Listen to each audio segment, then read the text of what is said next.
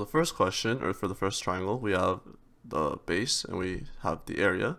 So area will be equal to base times height divided by 2, meaning that 81 will be equal to the base 3 times the height divided by 2. Multiplying both sides by 2, I get 3 should be 100 to be equal to 162.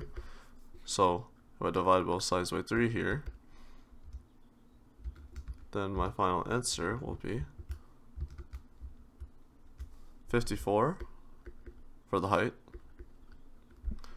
So now that I have my height for the first triangle, I can use that for the second triangle to help determine what the height is. So I'm going to use some ratios here. So 3 divided by 54 will be equal to 8 over the height.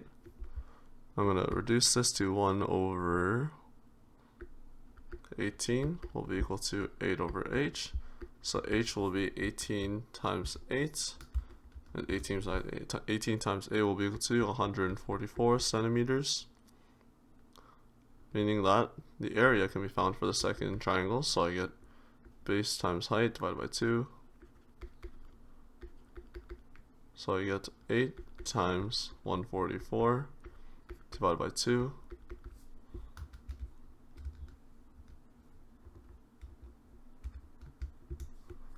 And this will be equal to 576 centimeters squared.